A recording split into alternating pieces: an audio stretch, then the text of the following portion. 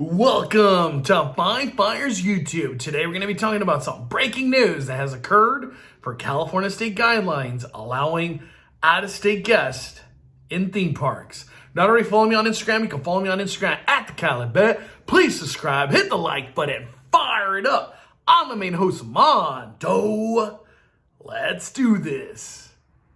So in today's video, we're going to be going over some articles that have just been posted online. And we're also going to be going over some guidelines that have just been updated from the theme park itself.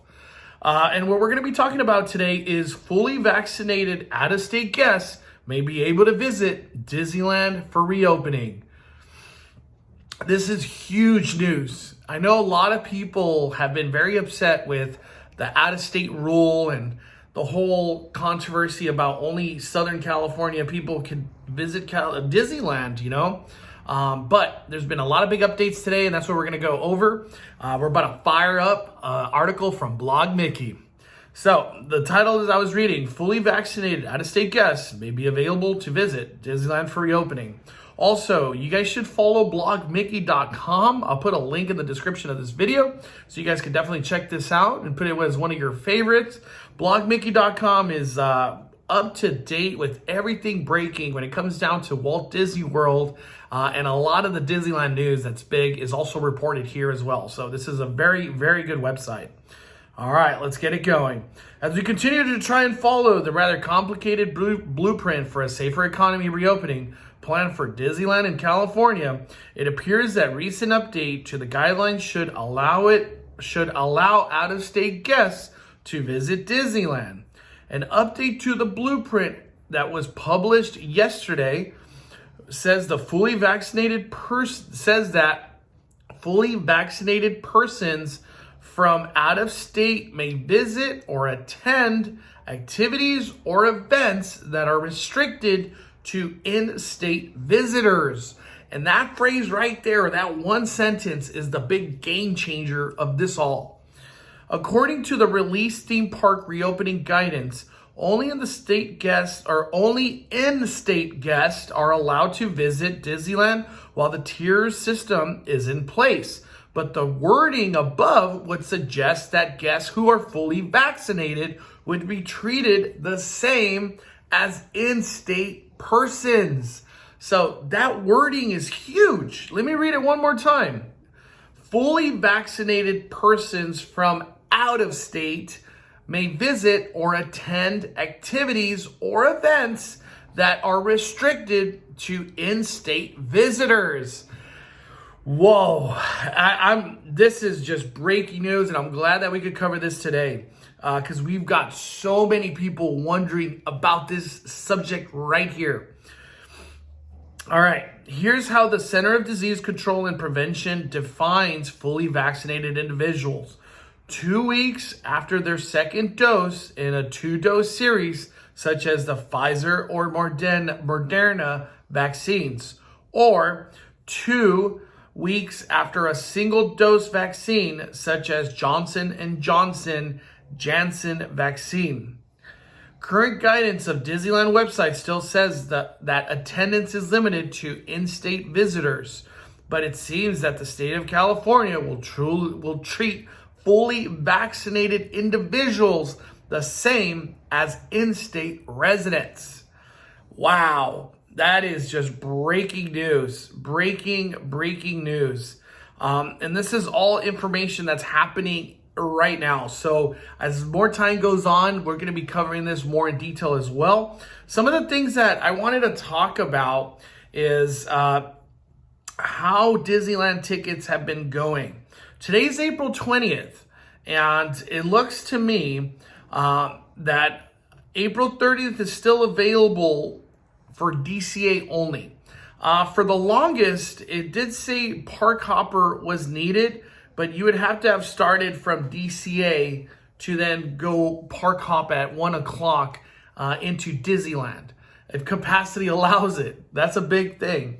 But April 30th, the reopening, or the grand reopening of the Disneyland Resort, still surprising that tickets are available for that day. And what was happening a lot too is that Disneyland was available for most of these days in May as well. Once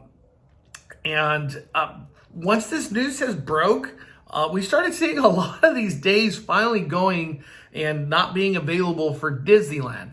The big thing too was a lot of the comp tickets, which are the complimentary tickets, finally went live as well today. And we started seeing a lot of the Saturdays finally disappearing for Disneyland. So it looks like DCA is going to be the one that has a lot of leftover. May still has 4 dates available for both parks that are available. But as you could tell, the big demand is Disneyland. So that's the big key, is Disneyland is the big draw. But as we go into June, as you can see, Saturdays and Sundays are the big ones so far, as those have 5 completely gone for June. And I want to talk about something. This is a big consensus that I kept hearing because I've been talking to a lot of people when I meet them at the theme parks, like at Universal, Touch of Disney, Downtown Disney, even at the marketplace at Knott's Berry Farm. And I'd ask people like, hey, how was your ticket? How did your ticket experience go with Disneyland? And everybody had the same feel. It sucked. It was horrible. I got my tickets after 9 hours. I got my tickets after 12 hours. It took 8 hours. It took 20 hours. I didn't get tickets till the next day. It was just a consensus like that. But a lot of people asked, are you going to go opening week? And they were like, no, I'm not going opening week. And I was like, okay. And as I kept asking people, and more people, are you going opening day? Are you going opening week? And most of the people said, no, we're waiting till June. We're going late May. We're trying to go in July. And it was kind of surprising to me because to me, a lot of my circle, I guess you could say they're bloggers, YouTubers, stuff like that. They're going opening week because that's huge. But outside of, I guess, my circle, opening day and opening week, the demand is not there because the Disneyland that we're going to be experiencing is going to be different than what we remember March 2019. And I feel like a lot of people, when they're bringing their families, they rather have the extended hours, more things open, a kind of more refined Disneyland that's been open for a month or so. But going in that opening week, working out the kinks, most families are like, we do not want to do that. We do not want to partake in whatever that's going to be. We'll let you, Mondo, YouTube all that so we know what to expect when we go in late May or in late June. And that was a like a pattern that I kept noticing. And I was like, are we going to see the Galaxy Edge effect happen at Disneyland where tickets really don't sell out like we expected it to?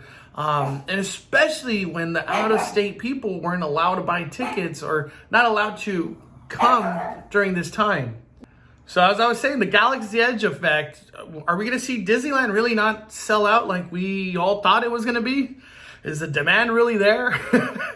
These are all the questions that I'm just asking, because if you could really remember back in like December and, previous of 2019 and that 2019 summer, Disneyland was not busy at all. And as I'm referring to the Galaxy Edge effect was, everybody thought summer was going to be packed, bombarded with people, and it's just a rise effect, right?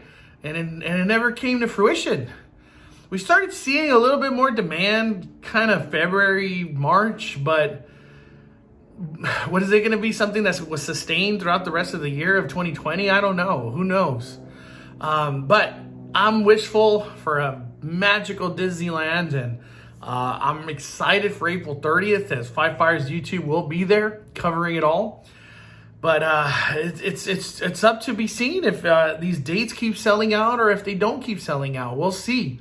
Because then the real question is, do you need annual passes, Disneyland? How important are annual passes? And I think the real answer is they're extremely important.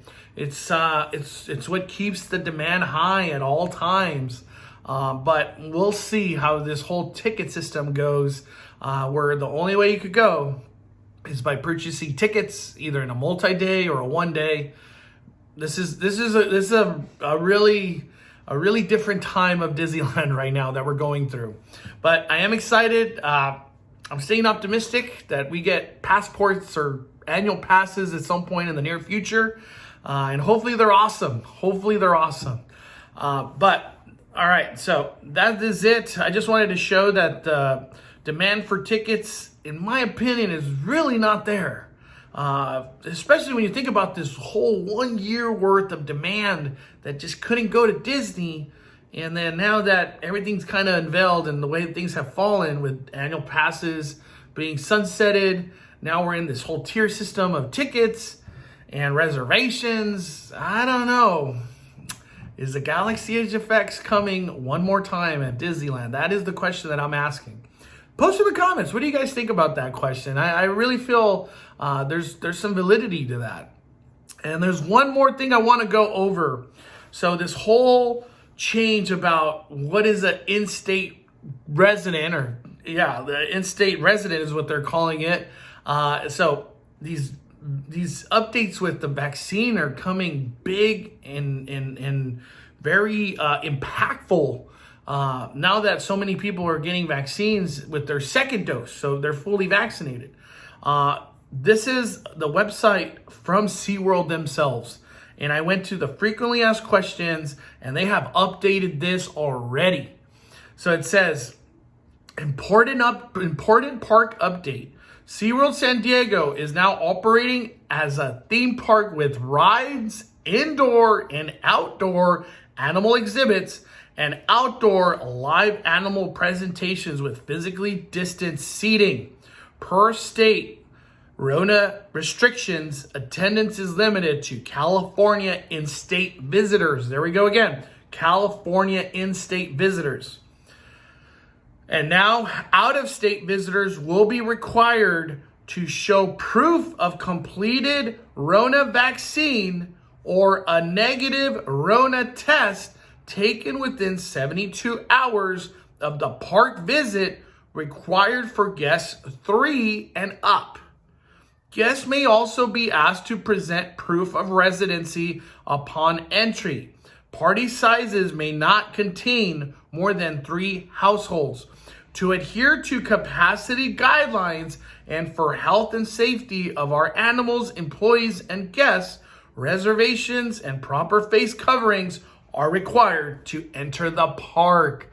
So there you have it. Out of state is allowed now at San Diego SeaWorld theme park. You know, I thought there was going to be some loophole or something, them kind of operating as a zoo. But no, they made it very clear here. They're a theme park. They're operating as a theme park. And I kind of wanted to go into it more because they actually have this specific question in their frequently asked questions. When will, and it's right here, when will non-California in-state visitors be allowed to visit the park again? And that's the big key thing that I was talking about earlier. In-state visitors. California in-state visitors now could mean you're from out of state, which it is what it is. That's what's happening right now. And here it is. When will non-California in-state visitors be allowed to visit the park again? We look forward to welcoming back all of our fans and guests.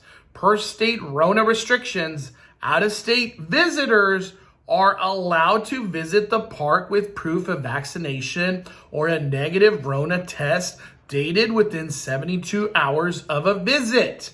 If you cannot provide this verification, please continue to visit our website for updates on when these restrictions and admissions availability will be lifted. So, wow, that is huge. That is huge right there. There it is. I'm going to keep a close eye on updates that are coming with this subject of in-state California visitors from out of state. But this is wonderful news for everybody who has got the vaccination or who would do a test within 72 hours with proof. Now you can visit San Diego SeaWorld.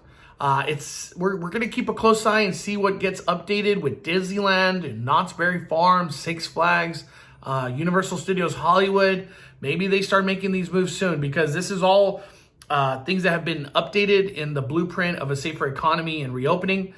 So that's official. It's official. And Seaworld's the first one to make the move. So I just wanted to get this information out there. Don't forget to post in the comments, what's your opinion on all of this? I would love to hear and have some discussions about this, because this was a big subject for a lot of my subscribers here that are from Arizona, Nevada, Northern California, Washington State, Oregon, Utah. We got a lot of Five Fire community all over. In Florida too. We got a lot. Five Fire community has got pretty big now. So post in the comments. Don't forget to hit that like button. And thank you for supporting the fire. All right, everybody. We are firing it down, firing it down. The Cali Bay is calling it a day. I'm the main host, Mondo.